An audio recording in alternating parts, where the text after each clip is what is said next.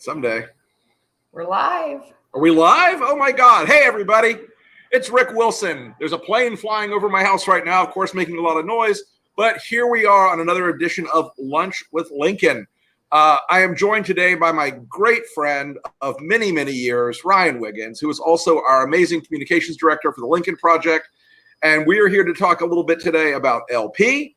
And we're going to give you a special Florida man and woman edition of LP, since we are both multi-generational Floridian lunatics. And we'll talk a little bit about Ron DeSantis, your favorite, Matt Gaetz, and the rest of the cuckoo pants stuff that's going on in the great state of Florida. So anyway, I want to welcome everybody who joined us today. And you can follow Ryan at Ryan in Wiggins at Twitter, right? Is that it? Ryan _N_. Okay. And now, of course, there's helicopters flying over my house because clearly the deep state is coming for me. We've always known it was coming. it was always inevitable. It was always going to happen. It was always inevitable.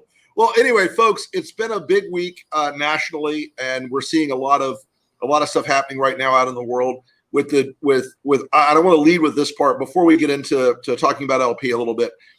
I want to say that watching Joe Biden's trip to Geneva and the G7 and NATO conferences this week, and his encounter with Putin this week was such a relief.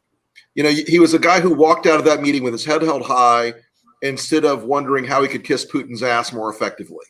And that to me, through the roof too, Rick. I mean, the numbers out of that were crazy. Right? His confidence and our ability to handle domestic and foreign affairs went through the roof after he visited G7. So I spoke to a political person yesterday who does a lot of work in France and Italy, and he said to me, "You cannot imagine what this means." He says Biden is not. He said he's just normal.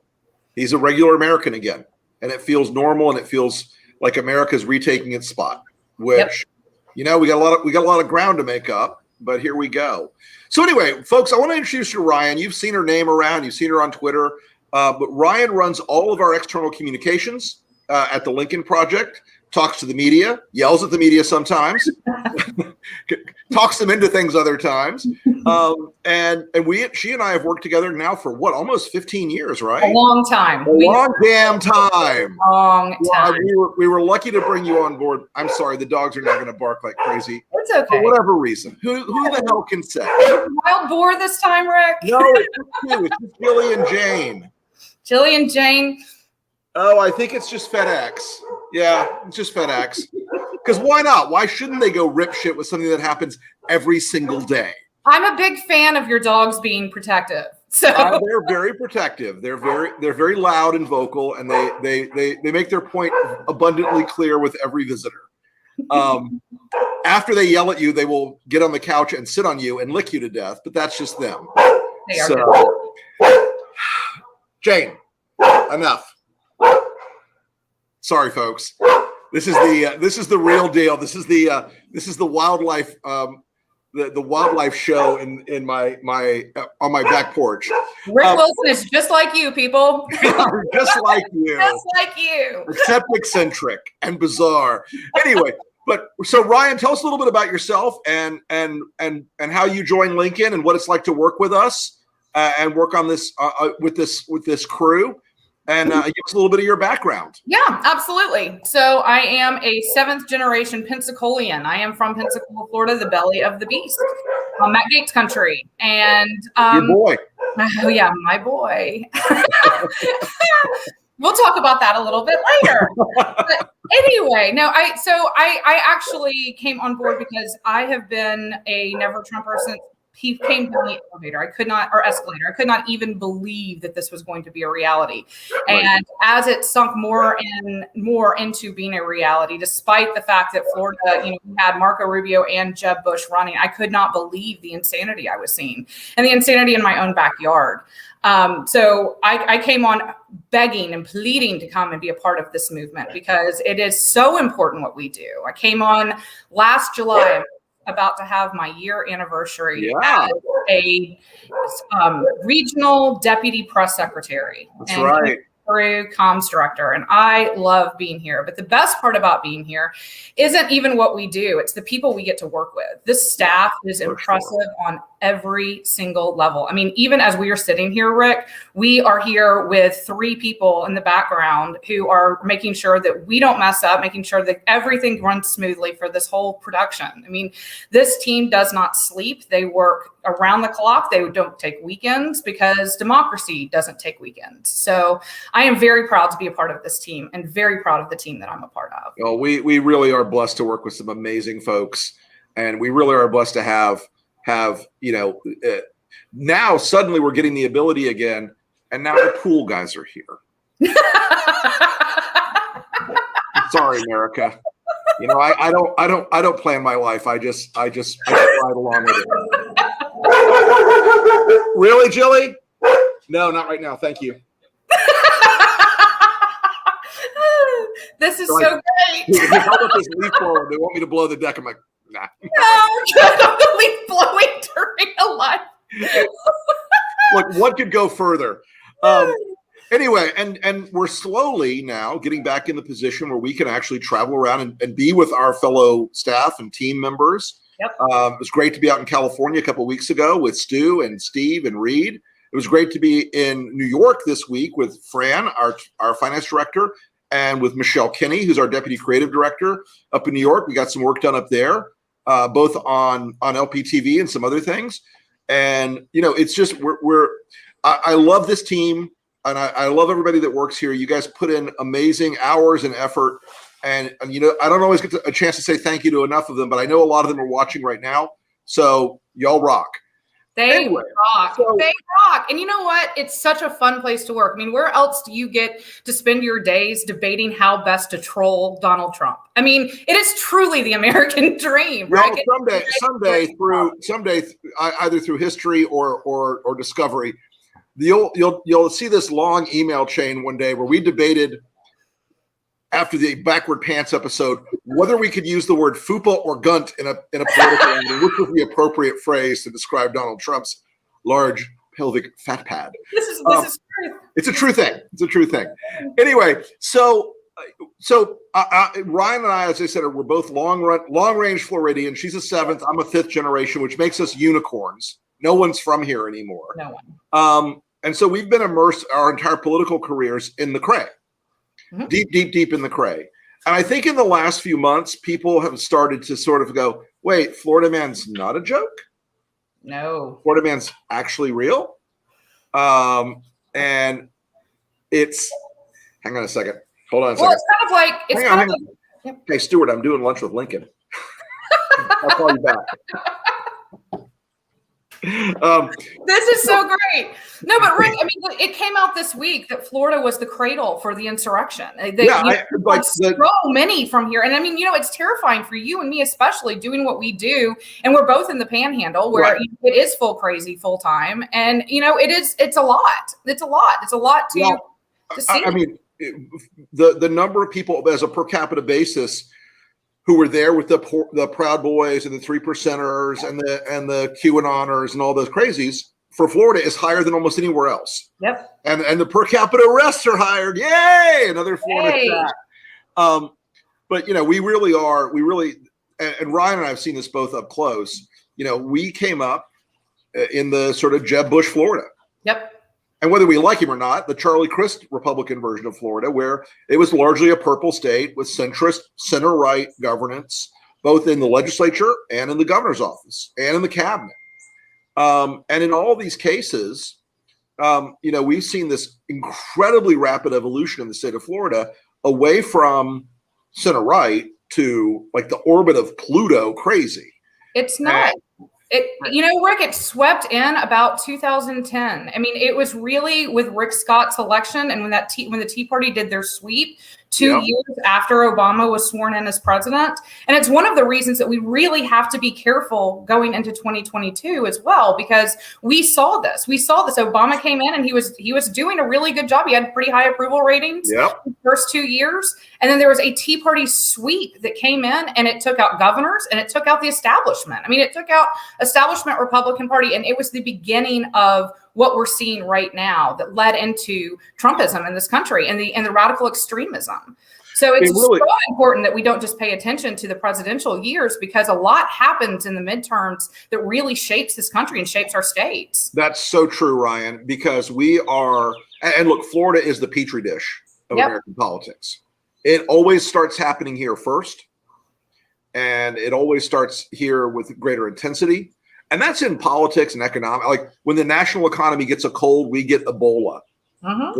When our politics go crazy, Florida is like chewing through the straitjacket already. So, we keep an eye on those sort of things because we've seen that transition happen in the state. And now it has become so very, very far to the Trump extreme in the state.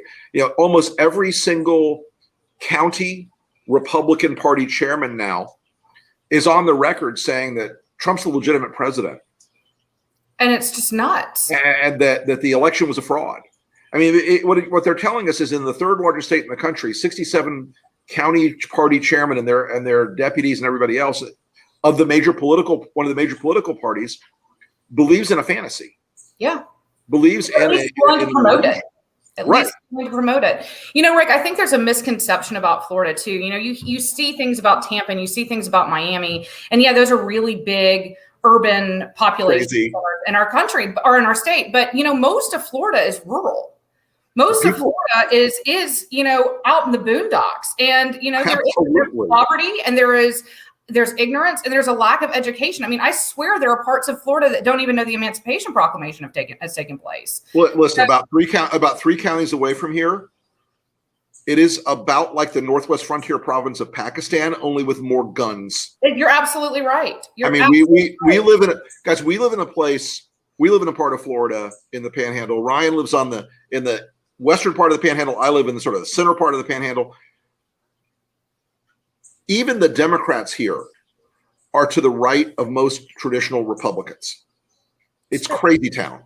And yes, Miami and Tampa, you can always count on somebody in Miami and Tampa to be found naked, covered in pudding, wrestling their pet alligator over a bag of meth at a strip club. There's always going to be one of those stories. I grew up in Tampa, folks, and I will tell you, it is a sink of corruption, vice, and iniquity like nothing else you've ever imagined. It's fun. Tampa's fun. It's a fun town. Years ago, when the Republican convention was coming there, I wrote a sort of funny piece warning everybody not to visit Tampa's many strip clubs, and it was called Kitty McTitty's Boom Boom Room. and yet they get to Tampa and they're like, wait, there's a strip club and a UFO? I can't wait. Good God, people. Sure. So speaking of the cray, you were telling me a little earlier about this story about Ron DeSantis, who, by the way, folks, wants to be president like you and I want to breathe and sleep and eat. I mean, he wants it in ways that you cannot imagine. So he's trying his very best to do everything but announce and do everything but visit Iowa, South Carolina, and New Hampshire, because he knows if he does, Trump will strike him dead. But tell us a little bit about what he's doing now, what his latest stunt, Ryan. Ooh, I will tell you, the other day in my backyard, in my actual backyard, there was a press conference. It was like a pop-up press conference. No one knew it was coming. The News Journal, Pensacola News Journal here was reporting, we're here. We don't know why. It was Ron DeSantis. It was Rick Scott. It was all of the people you would expect. And they were having a pop-up press conference at our sheriff's office. And I was like, what in the world is going on? They are sending our officers, Florida officers, to Texas to defend the border. Now, last time I checked, as we were talking about Florida Man a little while ago, Rick, we have enough of a headache in Florida with the cops that we have, sending them away to Texas to defend an issue. They said it was because drugs were coming over the border. Let me tell you how drugs are getting into Florida. Drugs are coming through our airports and our ports. They're not coming across any border. And we don't border Mexico. We have the Gulf of Mexico. The last time I checked, we were very far away from... We're pretty far away. From Brownsville, Texas, the closest land crossing to Mexico. Yeah, so it's nuts. And, those are my taxpayer dollars. Those are your taxpayer dollars. They're supposed to be here, protecting us, going to defend something that isn't really the problem. I mean, if And people I was told that crime was rising in the great state of Florida, and we needed every cop on the beat. Huh? Weird. Weird. Yes, and there's been all kinds of crazy this week. I mean, Florida man, unfortunately, it used to be the methed out guy down in South Florida who may have had too many bath salts and is eating a naked person on the interstate. This happens here. Hey, don't judge. You don't expect Florida man to be your governor and your U.S. senators. Like, it's crazy. It's crazy town.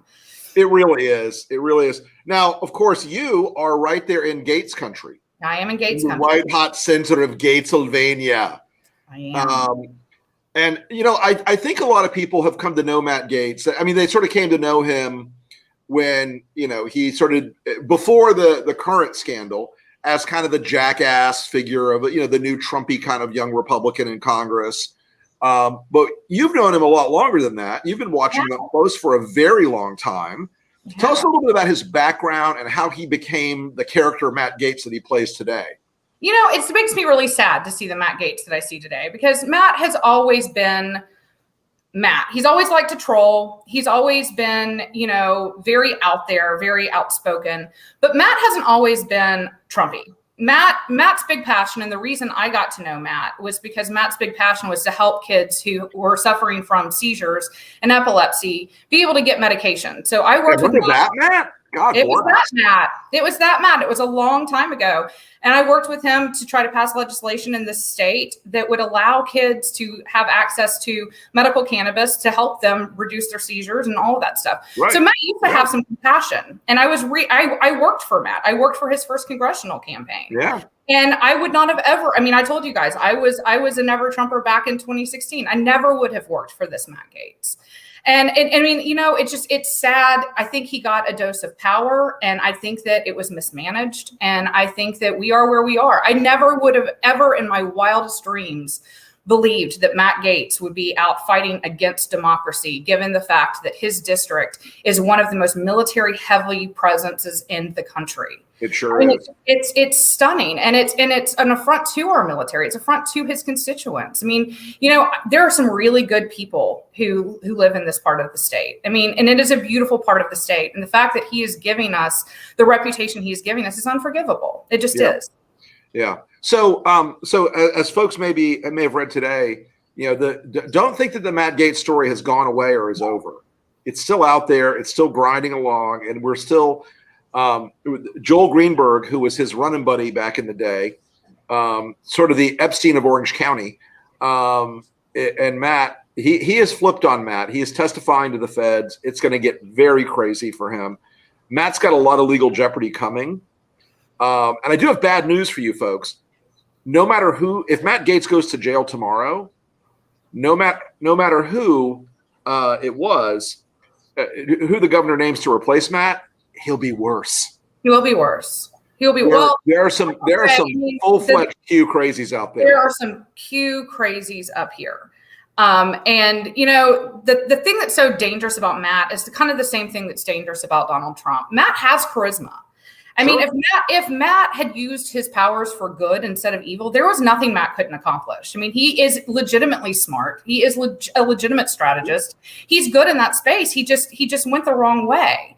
And so Matt's a deadly threat because Matt is smart and he is strategic and he's very popular in my neck of the woods. He just is very popular with, the solid base of Republicans. I promise you, if we went out and found some good, solid North Florida evangelical Republicans, they'd say, well, he's owning the libs, so the hookers don't bother me all that much. I know. Listen, around here, they're like 17's close enough to 18. I don't see what the big deal is. It's crazy town.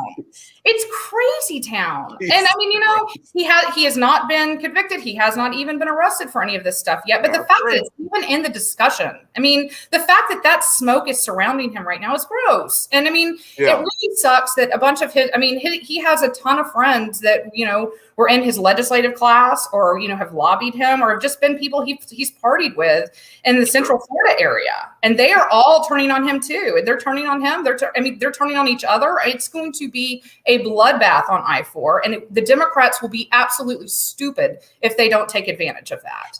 what a lot of folks don't realize is that although Miami has a reputation for being, shall we say, less observant of government ethics than the rest of the state, this whole state is lavishly corrupt. Oh, I mean, we live in a state where government ethics are more in the breach than the observation, as they say. yep. And it has become very wealthy and very powerful, and very, very wealthy people with lots of money want to spread that money around and accomplish their political ends. I mean, folks, I will tell you this at the end of this with the Gates story, mark my words, the dope issue will be bigger than the hooker issue. I think that's right. Hey, so let's take a couple questions off of the line. Okay, when is Gates going to be charged and arrested? The article that I read this morning said it could be as early as July, according to investigators. Right. I mean, so Greenberg has been cooperating in the room, cooperating since the 15th of May. Yep. So he's only been in there with them about a month. Mm-hmm. These guys aren't in a hurry. They don't work on our timelines. They work on investigatory timelines, which, as we know, for a lot of reasons, take a long time. And that is something. So I think you will see the perp walk at some point this summer. I think so. Another one.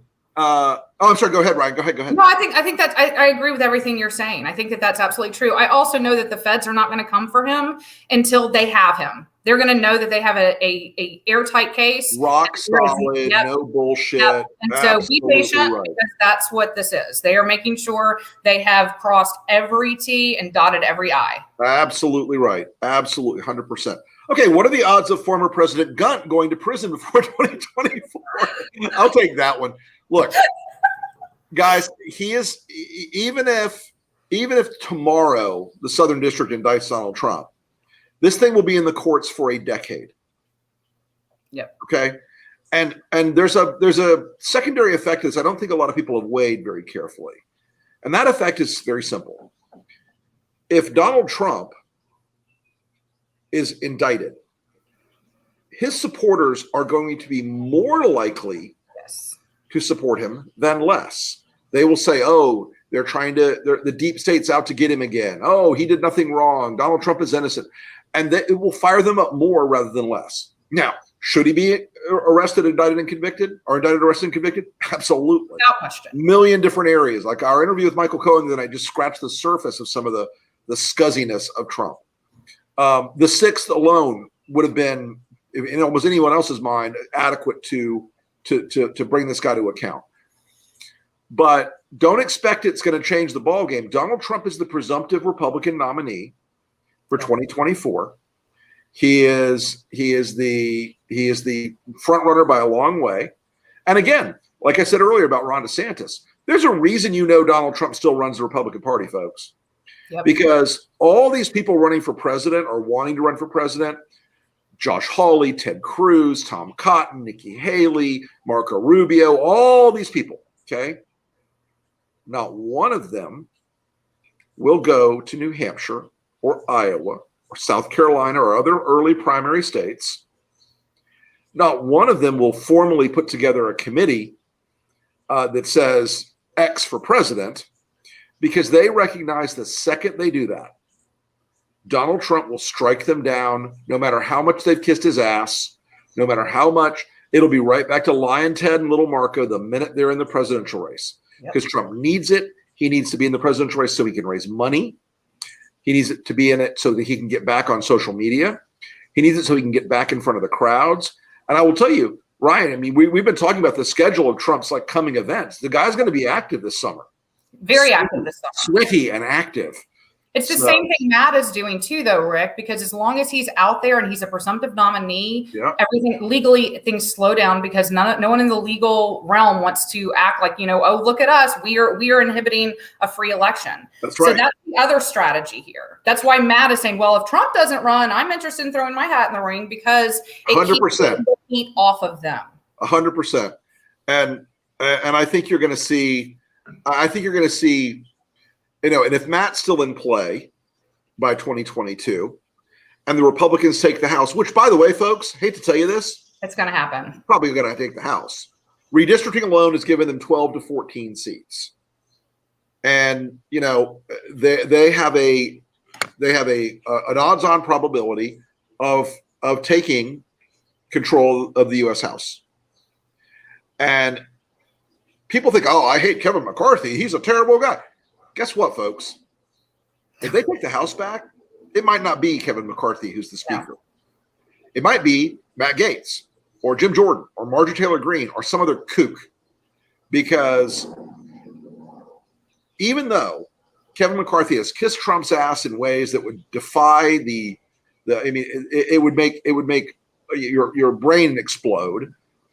He has still said things about Trump in the past that were critical, unlike the lunatics who worship him as a god.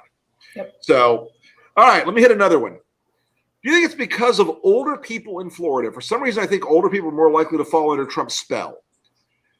Well, that's Hades on YouTube. And I will say this, Hades, there is a strong correlation between the boomer television audience watching Fox all day long in Florida in particular, and Trump and Trump support.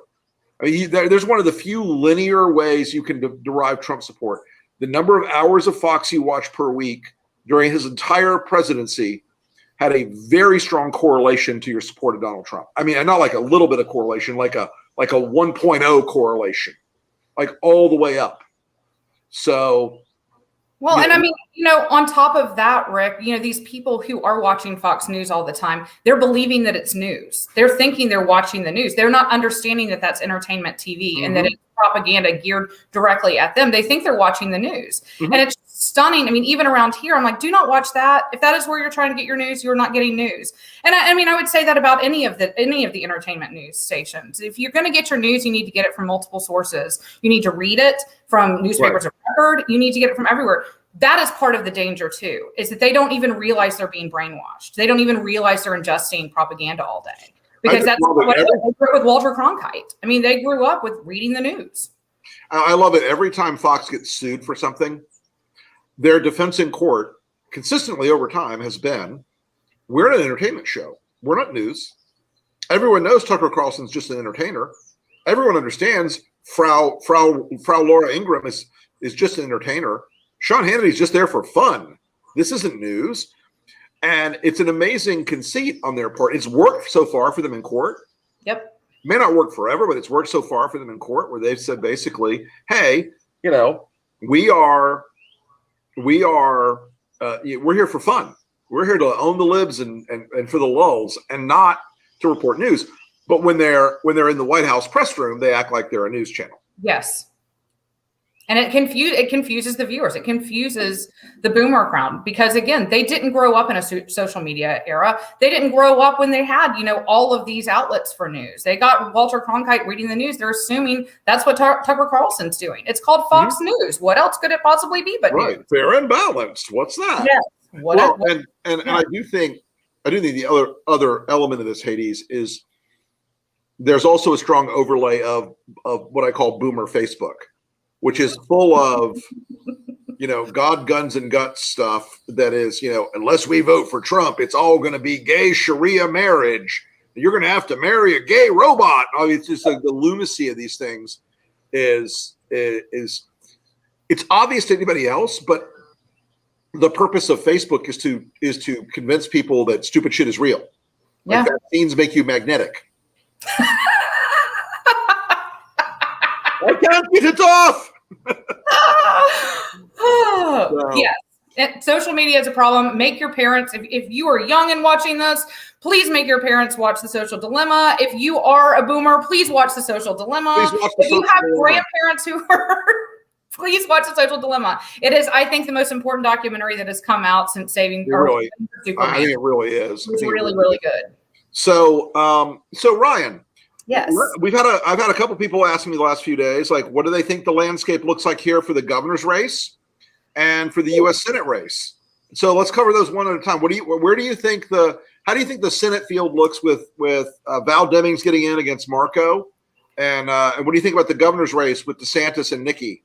Well, the nice thing about Val against Marco is she's got I-4 and he's got Miami-Dade. And so those are the two big fighting grounds for. I-4 is the interstate that runs between Tampa and Orlando, and it's sort of the center of gravity in Florida politics. Yes, it is. It can go either way, but where it goes, the state usually goes. So, I mean, that's going to be a real race. And I think that, unfortunately, Rick, you and I were both fans of Marco at one point in time. Sure. We both really liked Marco. And, I think it's unfortunate that he never really stood for anything. I mean, he never had a spine against Donald Trump. And there was a moment when he was running against Trump where, he tried to take him down a notch, and he talked about his little hands and, whatever. And everyone was like, oh, gasp.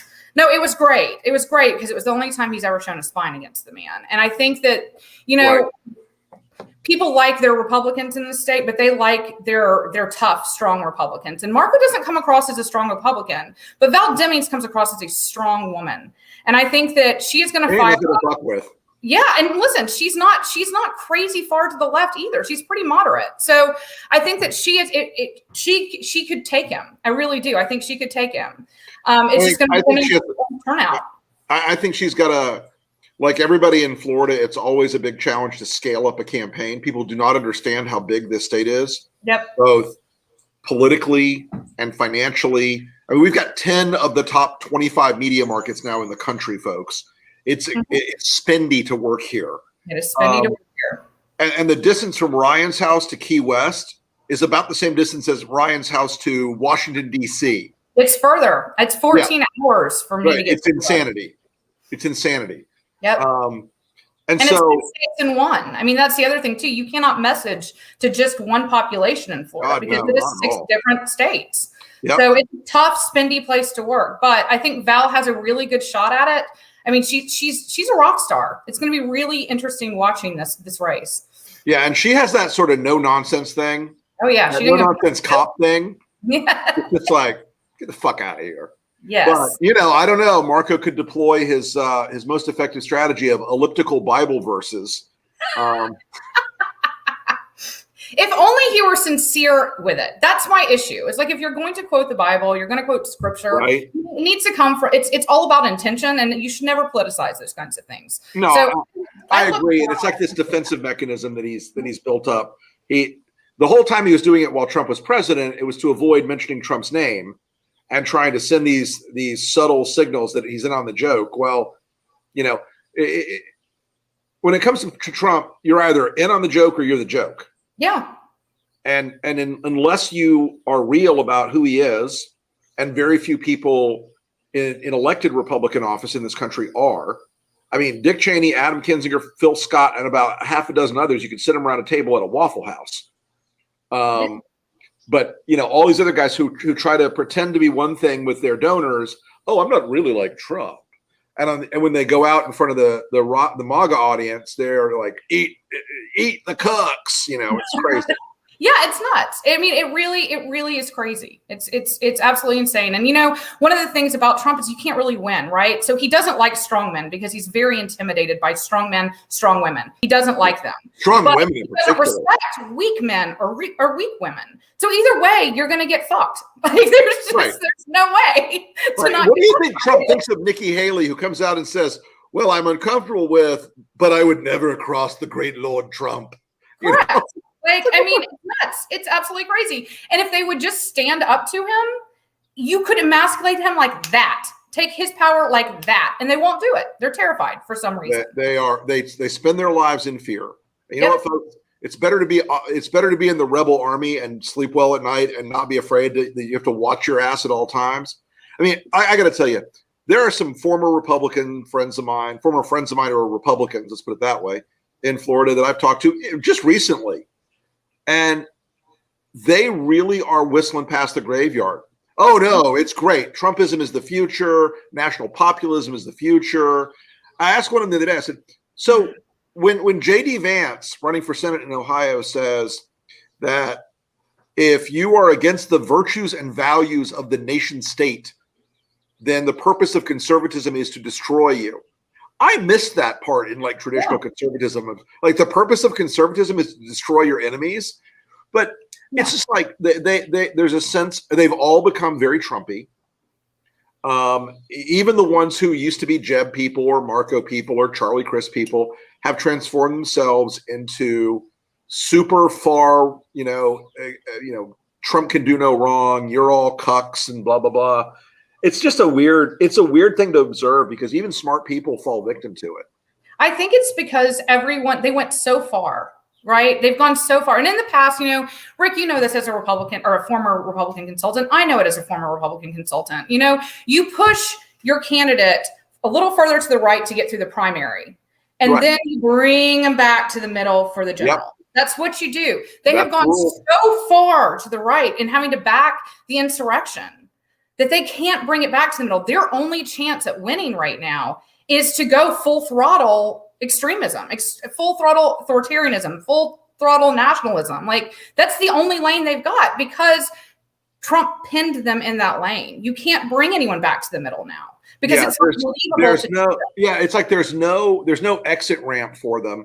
No. And it's not even we use the phrase to the right, but it's like they don't believe in anything anymore. No. They don't believe in lower taxes or constitutional, conservatism or limited government or individual liberty or any of that stuff. It's all like own the libs, hate the media, love Donald Trump. That's it. And fall in line, frankly, and fall in line. True. And that's not a country I want to be a part of. Like that's scary. That is absolutely terrifying. It's why I get up in the morning. It's why, despite you getting countless death threats and me getting countless death threats and the entire team getting countless death threats, it's why we continue to do what we do because it is so important. I have 2 little boys. I need a better country for them than what we're currently experiencing. And you know what? Things are great under a Biden presidency right now. I'm really happy under a Biden presidency, but do not be lulled into a sense of comfort, y'all. It's still here. It's still here. I see it every day. I see it every day. Okay, let's do another question. You're absolutely right, Ryan. Let's do another question, then we'll go on to actually this question will bridge us to my second Florida thing. Can Ron DeSantis be defeated? Asks Mel W.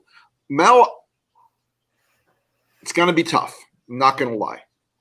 And I'll tell you why. Quan, money, the coin. He is raising a staggering amount of money. I think Ron DeSantis will go into this election with more than $200 million to spend. Oh, yeah. Maybe well north of that.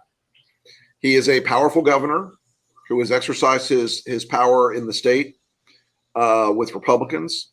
He has been Trumpy with the base, and he made a big gamble on COVID in Florida that the vaccines would be coming in in time to save him from resisting a lot of social distancing and other measures.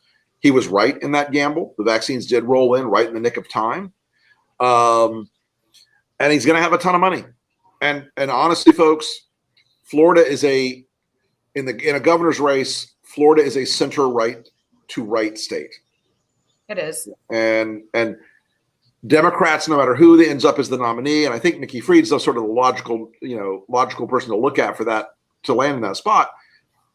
They're drawn by the sort of political inertia of their party to reflectively look like Miami, Broward, and Hillsborough, where Tampa is, and Orange, where Orlando is, a couple of their more urban metropolitan counties that are much further to the left than the majority of the voters in Florida. And as a Republican, we used to use that all the time to win elections. Where look, people don't realize this. The Democrats still have the majority of the vote in Florida. There are more registered Democrats here than Republicans, y'all. But functionally speaking, 65% of independents vote Republican, and about 15% of Democrats vote Republican. There's a reason for that. They run better campaigns that are tuned to the state. So I think Ron's going to have it's not going to be an easy race. I think Nikki will put up a good fight. But she's going to have to really, really do well in both fundraising and in outreach to make this thing work. And that's just some real talk. Well, and listen, I'll add to that, Rick. I mean, you and I used to both capitalize on the fact that Democrats will eat their own in a primary. Yes. I mean, they will push out anything that can beat the Republican nominee. They'll end up tearing them apart because they're not far enough to the left. And right. Republicans play to win.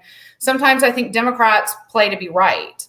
And in this case, we need Democrats to play to win. You have to have a candidate who is moderate enough to draw the people who have been orphaned by the Republican Party. And there are a lot of them, y'all. People left the Republican Party in droves in Florida after the 6th. It was nuts.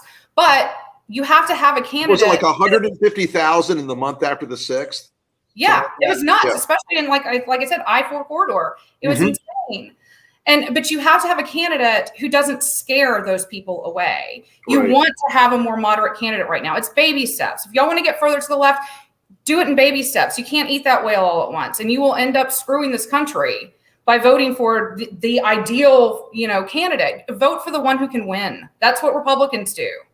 They vote for the one who can win.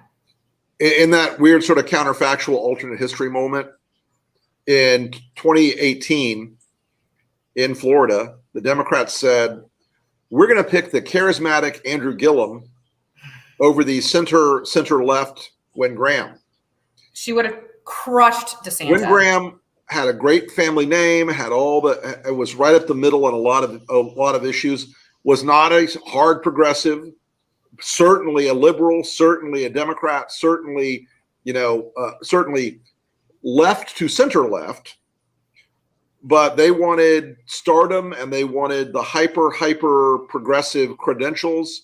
And, here you are. Like I said, it's a counterfactual, but it's a pretty solid counterfactual. They thought Andrew Gillum was going to be a Barack Obama, and he wasn't. He wasn't. Right. He didn't have a background. He didn't have the charisma. He didn't have the lack of criminal record. He was, that's the thing. You have to be voting for the one who can win. And it's a really hard thing to do. But it's something that, you have to look out for what's best for the country and gradually move yourself back to where you want to be. You can't do it all at once. Right. And you can't watch the Democrats eat themselves over and over and over again in this country or in this state where, like I said, we've taken advantage of it. Because if you can stir that up in a primary, you can stop people from turning out in a general. And then your Republican candidate just comes in. So they try to get voter apathy. Republicans feed on voter apathy. Absolutely. And you want to keep you home. They want to cause as much noise and static and chaos. And look, let's be honest about this. We're products of it. I'm modestly, in some small way, an architect of it. The Florida Republican Party and its activists and its operators are really freaking good. They do the work. They know that they have hustle for days, and they will allow a Republican candidate to be hypocritical to Republican policy if it's going to win a seat. Yep. I mean, there was a member of the state house a couple of years ago who down in the Naples area, who was one of the few pro-choice Republicans, but she was in an area that was very liberal, and not one Republican group ever said boo about it. Not one Republican member of the legislature ever got upset about it. Nobody got pissed off at her. It was quiet. If you had a Democrat in a conservative area that could win and everything else, but they said, hey, I'm pro-life, the Democrats would just destroy them. They would just come down on them like a billion tons of bricks and say, you are impure. You cannot be elected. They would rather lose a seat than compromise an ideal on a policy question. Don't compromise on America, but you can, if you gotta fudge a little bit on the policy stuff.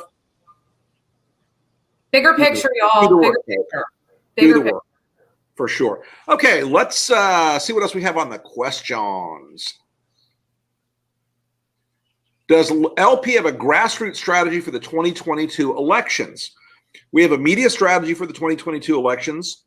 And look, we are a communications, content, narrative, advocacy, and message operation first and foremost. Yes. We work with in the states, and we will be in some of the states, and you'll be hearing soon from us what our target list for 2022 looks like in the Senate races. The House races, you'll hear about that after redistricting is over, because we're going to have some great opportunities, we think, after redistricting to cause some trouble. And New York voters, pay attention to Elise Stefanik's district when they redistrict, when the New York legislature redistricts it. I hear things. Oh, and Elise, don't. I haven't forgotten, baby. So anyway, we got about a 5-minute jump here of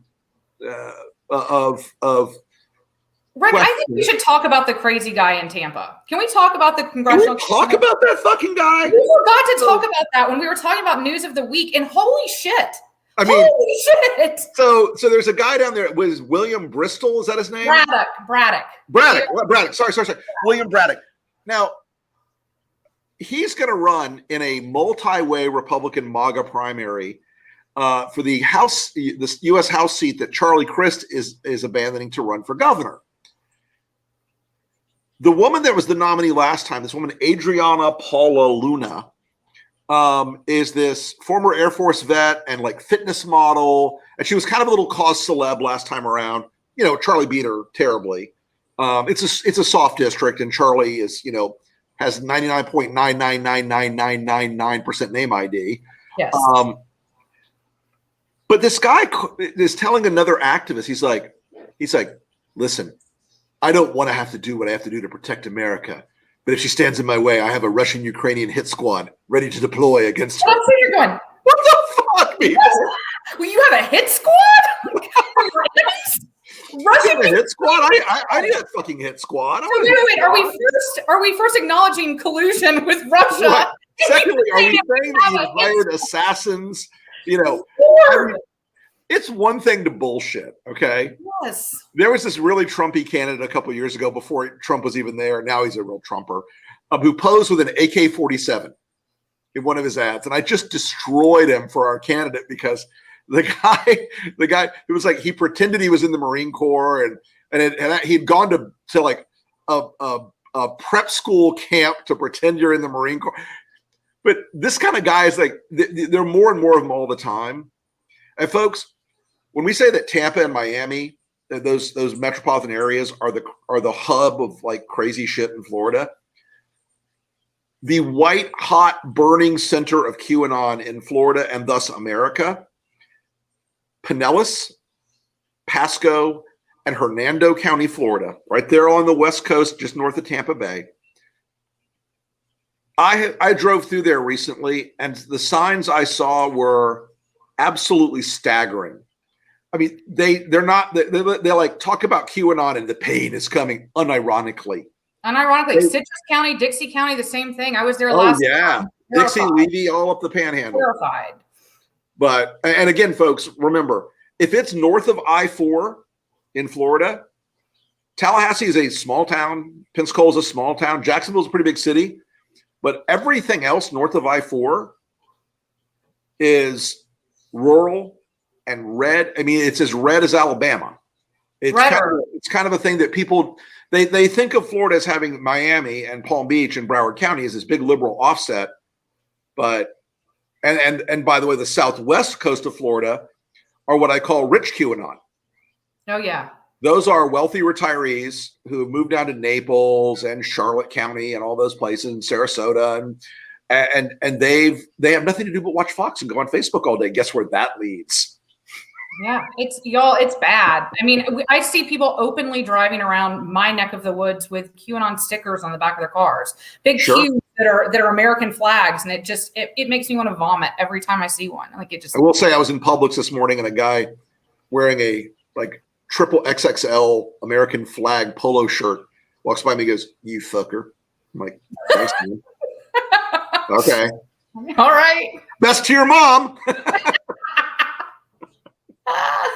it's bad. And I will tell you, I mean, Rick would never say this. You guys, he is a true American hero. The things that he has been through, like he says, we have been friends for a long time. He has had people show up at his house. He has had, copies of the Quran delivered by the hundreds. He has had, threats. I mean, half the time he has a cop stationed outside of his house. He's been spit on in airports. I mean, it is the war that he fights for all of us is exhausting, and it will wear any person down. And he is still here every day fighting. And if he can fight like that with his life on the line and, people threatening his family, you guys can too. I mean, we need you to. The country needs you to. We can't do it alone. And so, we're grateful for the support we have. Spread our word, guys. Spread your own word. Get out there. We need the help. Our country's worth it. And honestly, and Ryan, you're very kind about that. And honestly, folks,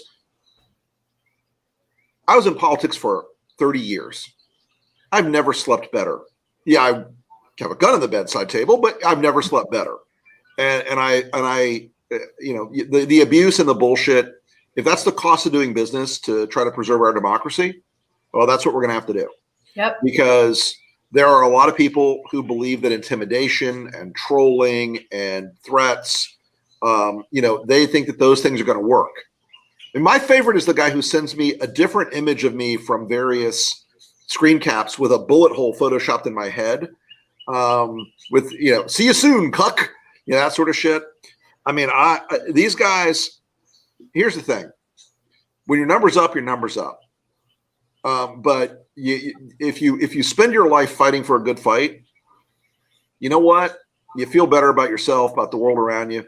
If you put in what you got to put in every day, and you put your ego aside about it, yeah. It has been a strangely, I say this with like total, very advisedly, it's a strangely satisfying feeling to not make compromises in your life like that.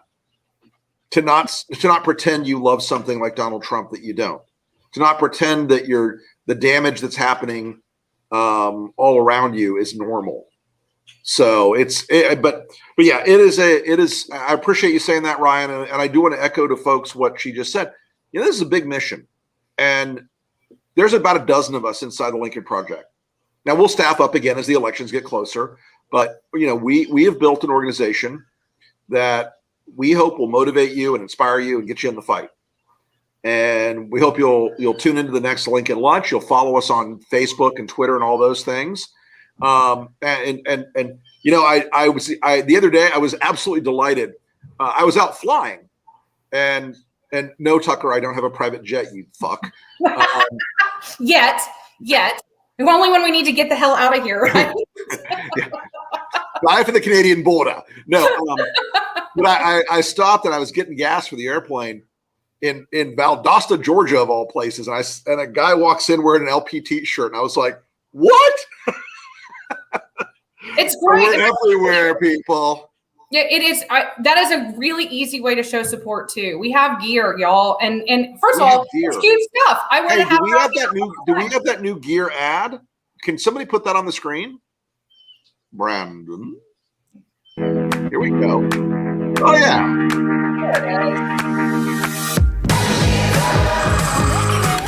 Well, they're burning the house down. Please protect yourself. Vice President speaking.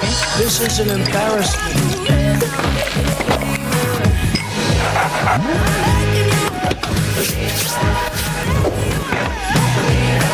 If you count the legal votes, I easily win. Have some faith, I'll make you a believer. Such a great ad. I use our legal votes all the time. I wear my hat around town all the time. It's a fun way to troll because no one's going to say anything to you, but they see it and it just kind of hurts them on the inside. It's such a great thing. Their soul dies just a little bit every time they see the LP logo. I think we have some cool blankets coming in, and I think we just got some different cups and hats and all kinds of stuff. Go check it out. It's good stuff. Yeah, people love it. People love it. Mm-hmm. We never thought we would set out to do that. I'm going to answer one more question. Richard on YouTube, does Jeb Bush have a future in American politics? Please clap. Please clap. No, he does not. Jeb is one of the smartest people I know. He's one of the most considered thinkers that I know. He is one of the nicest people that you will meet in politics. He is. He will never run for office again. It's over. That's dead. And he's devoted himself now to education, which is an area he's passionate about. Loves it a lot. There is no party for Jeb to run in. There's no party anymore. Yeah. And this is the thing. I don't think this can be stressed enough. The old Republican Party, the one that I was a proud member of, that Rick was a proud member of, it is no longer. It does not exist anymore. Yep. There are a few holdouts that are hoping that things change back, but you guys, it's gone. It's gone. It's just like what we were saying about the campaigns and how they've gone so far to the right that these candidates cannot come back to center. The party has done that. There is no coming back to the establishment. It is not going to return. And that is why we have to fight it. I mean, you know, it's a horrible thing, but that's where we are. America I hold out hope that, you know, one day there will be a stable Republican Party too, because I personally believe that the country benefits from two stable parties, but I don't see it happening anytime soon. Look, I think America needs a center-right political party. Yes. That talks about the things that I articulated earlier: individual liberty, a limit on the power of the state over the individual, you know, national security, at a level that would be unrecognizable today in today's Republican Party. Yeah. Because it's trolling and braggadocio and dick swinging and all that stuff now. It's not about principles or ideology or philosophy or anything like that. Nothing that the current Republican Party stands for is a Republican or conservative ideal. They're going against the cops. Like, I mean, right. How is it the Republican Party is now, and this guy Andy Clyde in Georgia, fuckstick, he is one of the most egregious pieces of shit I've ever seen. He was defended by a Capitol Hill cop who had his gun drawn against people trying to storm the chamber on January 6th.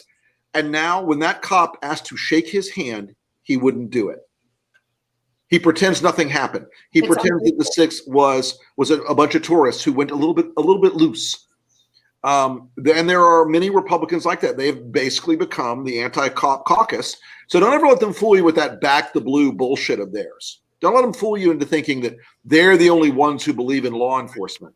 Because when law enforcement put their lives on the line for them, and the choice was between honoring and respecting those people and kissing Donald Trump's ass and continuing the big lie, they chose the big lie. That's what they do. Go look at the House members who voted against giving the Congressional Gold Star to law enforcement who were there that day. Go remember their names. Those are the most dangerous members of the Republican Party right now, because those are the members who do truly want to see the end of democracy in this country. Yeah, they're authoritarians. And you know what? You're going to see them on the ballot in 4 years, in some cases in next year. I mean, you're going to see them on the ballot. They are running. They are trying to take over this country. And you cannot sleep on it, y'all. You can't sleep on it. Nope. I see it every day. All right, folks. Listen, Ryan, thank you so much for coming on. It's good to see your face in a better quality video than our normal Zooms.